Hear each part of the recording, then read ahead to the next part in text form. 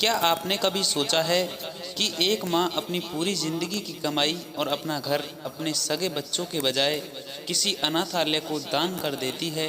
क्या वो पागल थी या फिर उसके बेटों ने उसे इस कदर मजबूर कर दिया था कि उसने खून के रिश्तों से नाता तोड़ना ही बेहतर समझा? आज की कहानी में हम एक ऐसी वसीयत का खुलासा करेंगे जिसने शहर से आए बड़े बड़े अफसरों और इंजीनियरों के पैरों तले जमीन खिसका दी। वीडियो को अंत तक देखिएगा क्योंकि इसका क्लाइमैक्स आपकी सोच बदल देगा। गांव की पगडंडी पर अभी अंधेरा बाकी था। मंदिर की घंटियां अभी बजी नहीं थी, लेकिन पार्वती अम्मा की आंखें खुल चुकी थी। 80 साल का शरीर लाठी के सहारे टिक कर खड़ा होता तो हड्डियां से वैसी ही चरमराहट की आवाज आती जैसे उनके पुराने घर के दरवाजे से। पार्वती अम्मा इस गांव की सबसे बुजुर्ग महिला थी। उनके लिए सुबह का मतलब सूरज उगना नहीं, बल्कि अपने स्वर्गीय पति की तस्वीर साफ करना और तुलसी के पौधे को जल देना था। उनके 4 बेटे थे, शहरों में बसे हुए बड़े लोग। कोई इंजीनियर था, कोई बड़ा अफसर।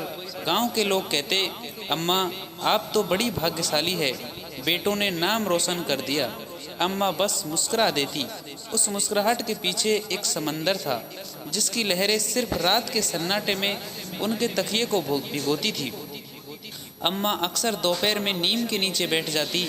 उनकी यादें उन्हें 40 साल पीछे ले जाती। वह समय जब घर बच्चों की किलकारियों से गूंजता था। पति माधव खेतों से लौटते तो अम्मा गुड़ वाली चाय बनाती थी। बड़ा बेटा राघव, जिसे अम्मा ने अपनी शादी का गहना बेचकर शहर पढ़ने भेजा था। मझला बेटा सुमित, जो बचपन में अम्मा के पल्लू से बंधा रहता था। जुड़वा अमित और विनीत, जिनकी शरारतों से पूरा मोहल्ला परेशान रहता था। अम्मा को याद है वह दिन जब माधव गुजरे थे। बेटों ने वादा किया था, माँ हम तुम्हें अकेले नहीं छोड़ेंगे। लेकिन समय की धूल ने वादों के रंग फीके कर दिए। धीरे धीरे एक एक करके सब शहर चले गए। पहले साल में 2 बार आते थे, फिर साल में 1 बार, और अब सिर्फ फोन आता है, वो भी महीने में 1 बार। इस बार दिवाली आने वाली थी। अम्मा ने फैसला किया कि वह खुद कॉल नहीं करेगी। उन्हें यकीन था कि उनके बच्चे आएंगे। उन्होंने पुराने भंडार घर से पीतल के बर्तन निकाले, उन्हें चमकाया। घर की पुताई खुद चूने से की, हालांकि उनकी कमर में तेज दर्द था।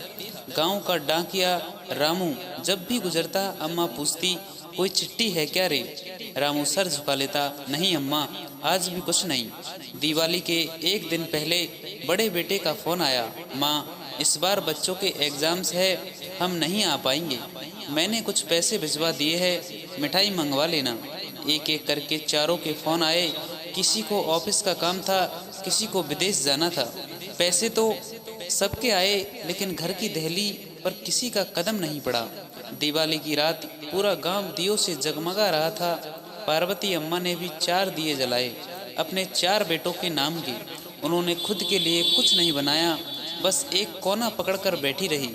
तभी पड़ोस का छोटा बच्चा चीकू दौड़ता हुआ आया, दादी आप अकेले क्यों बैठी है? चलिए हमारे घर, माँ ने पकवान बनाए हैं। अम्मा की आंखों से आंसू झलक पड़े। जिस ममता को उन्होंने सींचा था वह शहर की भीड़ में कहीं खो गई थी, और यहाँ एक पराया बच्चा उनके अकेलेपन को महसूस कर पा रहा था। अगले दिन अम्मा ने एक बड़ा फैसला लिया। उन्होंने अपनी पुश्तैनी जमीन और घर को लेकर वकील को बुलवाया। गांव में खबर फैल गई कि अम्मा अपनी संपत्ति बेच रही है। शहर में बैठे बेटों तक जब यह खबर पहुंची तो 2 दिन के भीतर चारों भाई अपनी गाड़ियों के साथ गांव पहुंच गए। बेटों को लगा कि माँ को मना लेंगे। राघव बोला, माँ आप अकेले यहाँ क्या करेंगी, चलिए हमारे साथ शहर। सुमित ने कहा, हाँ माँ, प्रॉपर्टी बेचकर पैसे बराबर बांट लेते हैं, आप आराम से रहना। अम्मा शांत थी। उन्होंने सबके लिए चाय बनाई जैसे पहले बनाती थी। फिर उन्होंने एक कागज़ मेज़ पर रखा। वह वसीयत नहीं थी, वह एक ट्रस्ट के कागज़ थे। अम्मा ने धीमे लेकिन मजबूत स्वर में कहा, मैंने यह घर और ज़मीन गांव के अनाथ आश्रम और स्कूल के नाम कर दी है। जो बच्चे अपनों के बिना जी रहे हैं उन्हें एक छत मिलेगी। और जो माँ बाप अपनों के होते हुए भी अकेले हैं, उनके लिए यहाँ एक कोना होगा। बेटे सुन्न रह गए। लेकिन माँ, हमारा क्या? अम्मा ने खिड़की के बाहर देखते हुए कहा, तुम लोग तो बहुत पहले ही जा चुके थे। ये घर तो बस तुम्हारी यादों का इंतजार कर रहा था। अब मैंने उन यादों को आज़ाद कर दिया है। जब पार्वती अम्मा ने संपत्ति को ट्रस्ट के नाम करने का फैसला सुनाया तो घर का माहौल किसी शमशान जैसा शांत हो गया था। बेटे जो सालों बाद एक साथ जमा हुए थे, प्यार की वजह से नहीं बल्कि हक की वजह से आए थे। बड़ा बेटा राघव गुस्से में पैर पटकते हुए बोला, माँ आप पागल हो गई है। यह पुश्तैनी जायदाद करोड़ों की है, आप इसे यूं ही किसी अनाथालय को कैसे दे सकती है?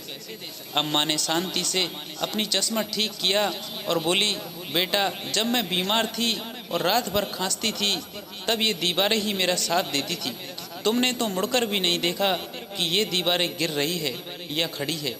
अब जब इनकी कीमत करोड़ों में हो गई तो ये तुम्हें अपनी पुश्तैनी जायदाद दिखने लगी। उस रात बेटों ने खाना नहीं खाया। वे आपस में फुसफुसाते रहे कि माँ का मानसिक संतुलन बिगड़ गया है। सुबह होते ही बिना अम्मा के पैर छुए चारों अपनी महंगी गाड़ियों में बैठकर शहर लौट गए। धूल का गुब्बारा पीछे छूट गया और अम्मा एक बार फिर अकेली रह गई। लेकिन इस बार उनके चेहरे पर उदासी नहीं, एक संकल्प था। ट्रस्ट का काम शुरू हुआ। अम्मा ने घर के 2 बड़े कमरों को बच्चों के पढ़ने के लिए लाइब्रेरी में बदल दिया। इसी दौरान गांव में एक युवती आई, नीलम। अब शहर से भागकर आई थी। समाज और अपनों के सताए हुए नीलम ने अम्मा के पास शरण मांगी। अम्मा ने उसे सिर्फ शरण नहीं दी बल्कि उसे उस ममता सदन की संचालिका बना दिया। नीलम और अम्मा ने मिलकर गांव के उन बच्चों को इकट्ठा करना शुरू किया जो स्कूल नहीं जा पाते थे। अम्मा कहती थी, नीलम झुर्रियाँ चेहरे पर होनी चाहिए, दिल पर नहीं। जब तक सांस है इस सूने घर को खुशियों से भरना है। अच्छे काम में बाधाएं ना आए ऐसा तो हो ही नहीं सकता। गांव के कुछ रसूखदार लोग जिनकी नज़र उस कीमती ज़मीन पर थी, अम्मा को परेशान करने लगे।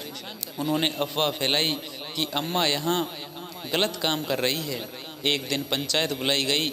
सरपंच ने पूछा, पार्वती अम्मा आप इस उम्र में ये सब तामझाम क्यों कर रही है?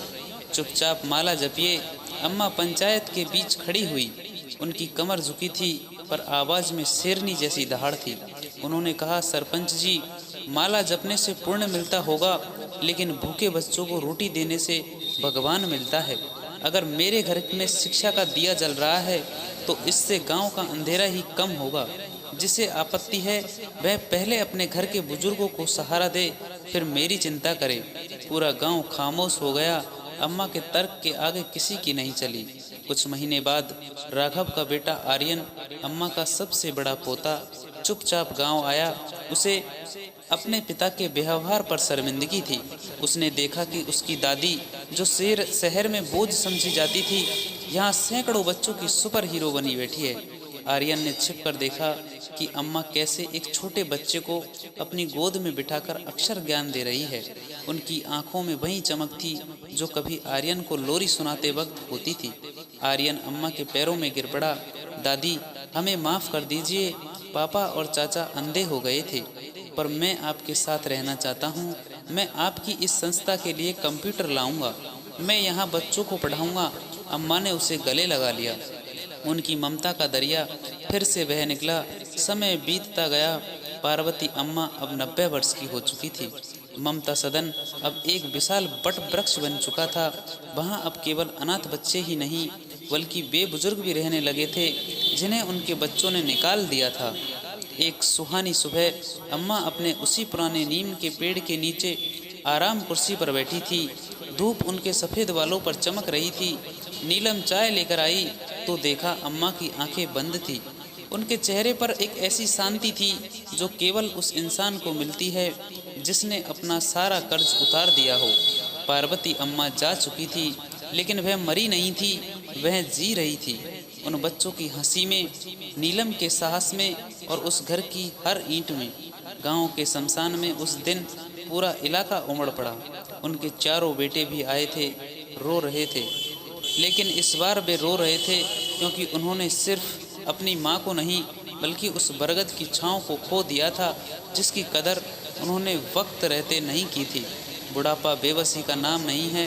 अगर इरादे मजबूत हो तो गिरते हुए घर को भी मंदिर बनाया जा सकता है। Thank you for watching this video दोस्तों। आपको यह कहानी अच्छी लगी हो तो प्लीज़ वीडियो को लाइक करें, चैनल को सब्सक्राइब करें। मिलते हैं नेक्स्ट वीडियो में, तब तक के लिए बाय बाय, राम राम।